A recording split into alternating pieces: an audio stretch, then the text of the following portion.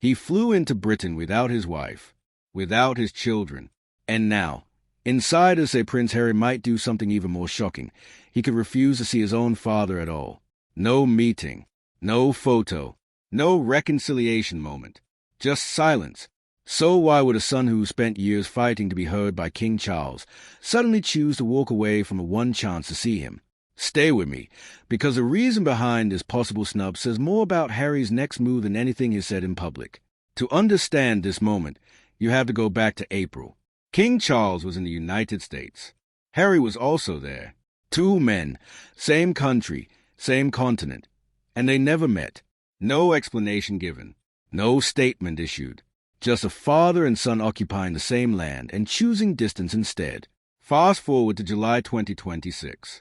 Harry is back in Britain, this time for engagements tied to the one-year countdown to the Invictus Games, which lands in Birmingham in 2027. It should have been a moment of unity, a working royal-adjacent visit, low on drama, high on purpose. Instead, it became something else entirely. Here's where it gets messy. Reports say King Charles offered Harry, Meghan, and their two children accommodation at Buckingham Palace for this trip, a genuine olive branch. And for the first time in years, Harry said yes. But then, just as fast as the door opened, it slammed shut. Sources told Newsweek the offer was withdrawn after consultation with the king himself, with palace aides citing a lack of time to arrange the necessary staffing once the acceptance came in. Whether that's the full story or not, the damage was already done. Meghan and the children stayed behind in California. Harry came to Britain alone. And that's when the real question started forming behind palace walls. If the accommodation deal could collapse this fast, would a face-to-face meeting between Harry and his father collapse just as easily?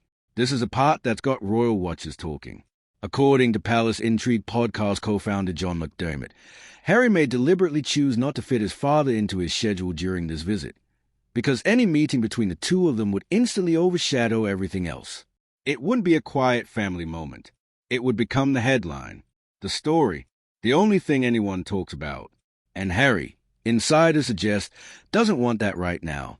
His focus this week is the Invictus Games, the cause that defined his post-royal identity more than almost anything else. McDermott points out that the real test isn't this trip at all. It's next year, when the games actually take place in Birmingham. With a year's notice on the calendar, senior royals won't be able to hide behind scheduling conflicts if they choose to stay away. So this visit? It might just be Harry protecting his moment, refusing to let a tense 30-minute family reunion swallow years of work building toward Birmingham 2027. But not everyone buys that explanation.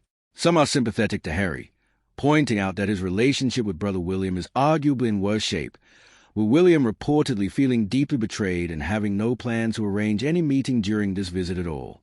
Others aren't nearly as forgiving.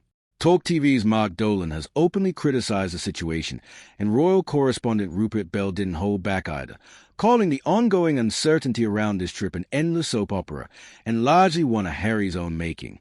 Bell argued the king had a real opportunity to see his grandchildren for the first time in years, and that chance, in his words, went up in smoke. The public reaction online has been just as loud. Some are calling it heartbreaking. Others are calling it exhausting. But almost everyone agrees on one thing. This family drama isn't ending anytime soon. Days before landing in the UK, Harry suffered a major legal defeat in his long-running case against a British tabloid publisher. His own statement afterward pulled no punches. He called the outcome a complete and obvious whitewash. A royal insider close to Charles reportedly said the king feels there's no coming back from where things stand now, describing the gulf between father and son as deeper than ever. So this isn't just about one missed meeting anymore. It's a legal loss, a withdrawn invitation, and a father and son who may now be too far apart to even try. As of right now, no meeting between Harry and Charles has been confirmed for this visit. Buckingham Palace hasn't commented publicly on whether one is even being planned. Harry continues his UK engagements focus on Invictus, while King Charles carries on with his own schedule of royal duties. The two men, once again, moving through the same country without crossing paths. Sources close to the family insist Charles still wants to see his grandchildren and would take the opportunity if one presents itself. But wanting something and making it happen, in this family, have proven to be two very different things. So here's where it stands. A father who says he wants to reconnect. A son who may be choosing his cause over his family, at least for now, and a countdown clock ticking toward Birmingham 2027, the one moment neither of them may be able to avoid. Will Harry finally sit down with his father before this trip ends? Or is this the clearest sign yet that some bridges just aren't getting rebuilt? Let me know what you think in the comments. And if you want to see how this story unfolds, make sure you're subscribed, because this one is far from over.